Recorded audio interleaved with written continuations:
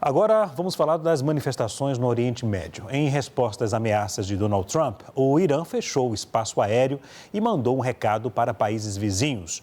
Vai atacar bases militares norte-americanas em caso de agressão. Vamos ver na reportagem de Sérgio Ucci. Um comboio de caminhões avançou pelas ruas de Teherã enquanto a banda militar embalava o momento fúnebre.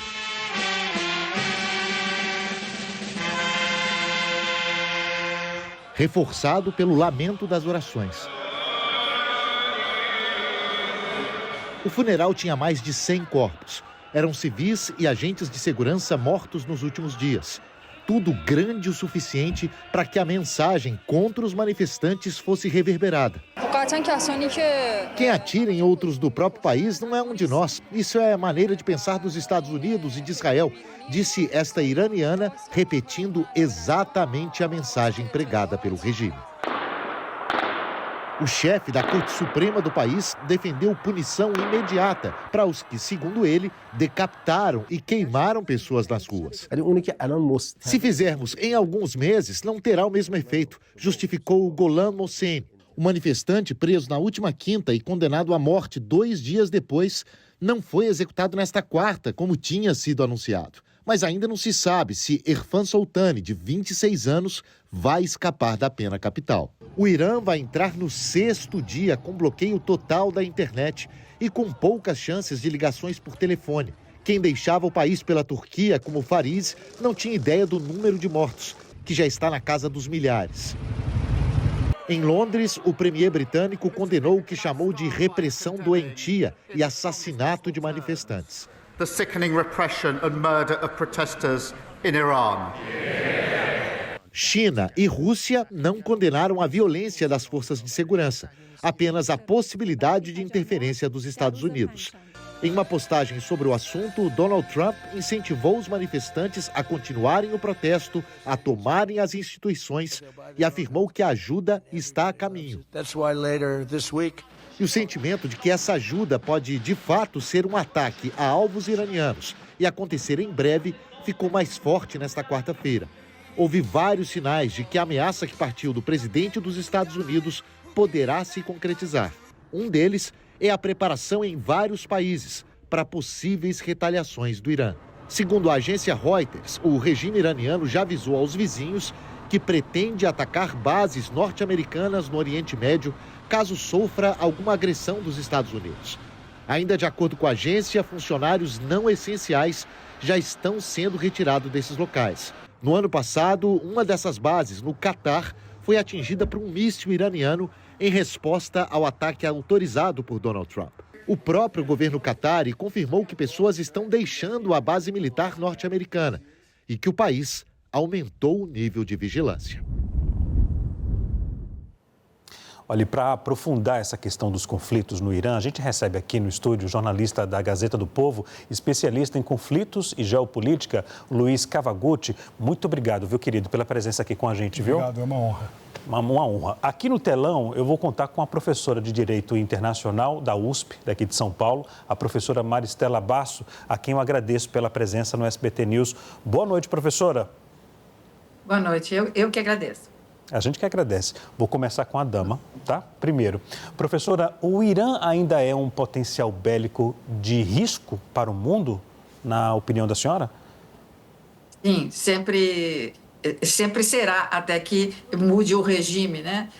O Irã, a gente tem que ter presente que ele tem uma posição estratégica importante, ele é uma potência, né, no Oriente Médio, uma potência na região, e está posicionado também geograficamente muito bem. Ele faz fronteira com o Iraque, com o Paquistão, com o Afeganistão, lá em cima com a Turquia. Então, estrategicamente, ele é muito importante, não só para as rotas comerciais, mas para todas as questões que giram em torno da segurança no Oriente Médio, segurança do mundo.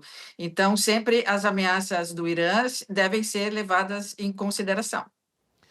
Luiz, o Irã ainda tem um papel muito importante naquela região, né? Principalmente, como a professora bem colocou, o potencial bélico daquele país.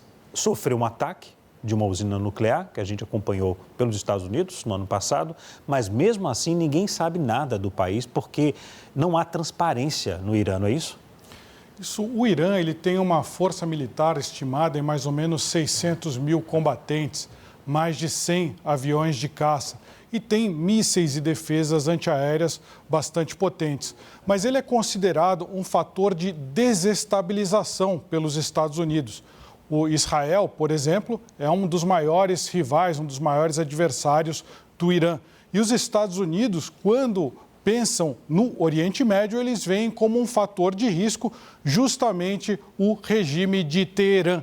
O que a gente pode estar vendo nesses últimos dias, talvez seja o início da queda desse regime, que é o que por anos vem trazendo instabilidade para toda essa região. Tem analistas que costumam falar que a Revolução Islâmica de 1979 pode ser comparada à Revolução Comunista. Se for assim, talvez a gente esteja vendo aí uma espécie de queda do Muro de Berlim, que pode acontecer aí nas próximas semanas ou meses. Agora, os senhores veem uma escalada de manifestação naquela região, se os Estados Unidos atacarem o Irã, professora?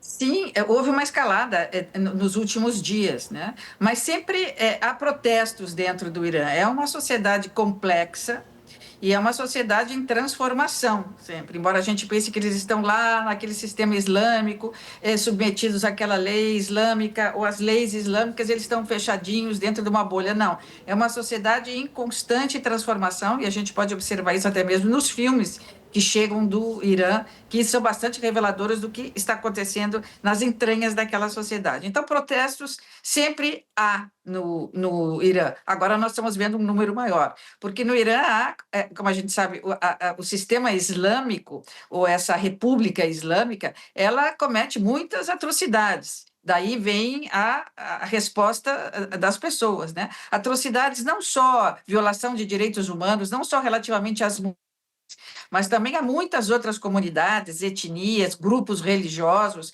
Então, há ali muito sofrimento, né, das pessoas, e essas pessoas se manifestam nas ruas e a gente acaba não acompanha um movimento como esse, que, digamos que conseguiu conflagrar todas as minorias, todas as reivindicações, num único momento que é esse, né? Também impulsionado esse momento, vamos ter presente, pela oposição. Há uma oposição dentro do Irã, é uma oposição difícil, uma oposição, como eu digo, supervisionada, né? Porque existe um parlamento, existe um congresso que discute, elabora leis, mas em cima desse parlamento existe aí o que eles chamam de conselho de guardiões, né?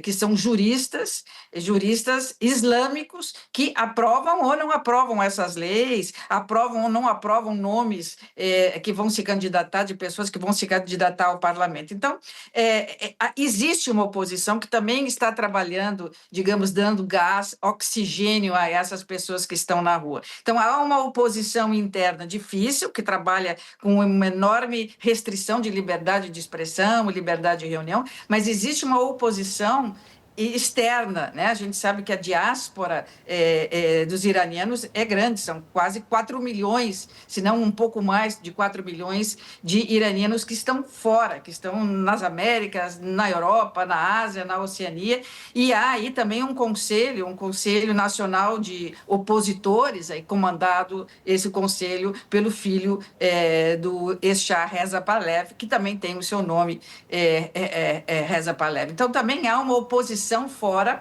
forte, importante, que está mandando oxigênio para essas pessoas. Então, manifestações houve sempre no Irã, mas nós estamos num momento no qual houve um recrudescimento, e esse recrudescimento se deu por um conjunto de fatores, né? Uma força que vem de fora, não é? Aí, a experiência da Venezuela, que é muito recente, mensagens que chegam de Donald Trump. Então, tudo isso faz com que a movimentação nesse momento seja maior, mais visível, e aí, por via de consequência, a repressão também bem maior. Kawaguchi, se houver um ataque norte-americano no Irã, a escalada de tensão pode aumentar e pode provocar a participação de outros países que possam sair em defesa do Irã? Você acredita que isso pode acontecer ou não? Eu acho que os Estados Unidos estão medindo se é conveniente fazer um ataque no Irã ou não. Como a professora bem colocou, existiram diversas rodadas de manifestações. A gente teve lá em 2022 as manifestações contra a polícia dos costumes que matou a Mahsa Amini porque não estava usando um véu, um hijab. A gente teve em 2019 uma série de manifestações por causa do preço do gás. Depois, a gente teve manifestações antes por causa de eleições que foram fraudadas, mas nunca com a intensidade de agora. Eu queria trazer alguns dados para vocês. A economia, por exemplo, quando começaram esses protestos em dezembro, o real, que é a moeda iraniana, ela tinha caído 50%. O preço dos alimentos, em um ano, ele subiu mais de 70% e pode subir mais 20% ou 30% nas próximas semanas. O preço de uma habitação cresceu 47%. Estima-se que o iraniano ele leve 100 anos de economia para conseguir comprar uma casa lá em Teherã. Então, a economia iraniana ela está em frangalhos, ela está praticamente quebrada. Por isso que eu fiz a analogia com a queda da União Soviética. Não precisou um ataque do Ocidente para derrubar a União Soviética. O Irã, a economia iraniana, está indo muito mal, tem toda uma oposição fazendo pressão e talvez esse regime ele caia de podre. Se ele não cair, vai ser por causa da repressão, uma repressão muito forte. Então, os Estados Unidos, eles olham por um lado, dá esse empurrãozinho final na queda do regime do Ayatollah ou esperar que ele caia naturalmente, porque se foram feitos ataques nesse momento, talvez a população possa se virar contra um inimigo externo e pare de prestar atenção nas manifestações. O que os Estados Unidos quer nesse momento é que essas manifestações cresçam e que o regime caia. Então, talvez um ataque pode ser contraproducente nesse momento.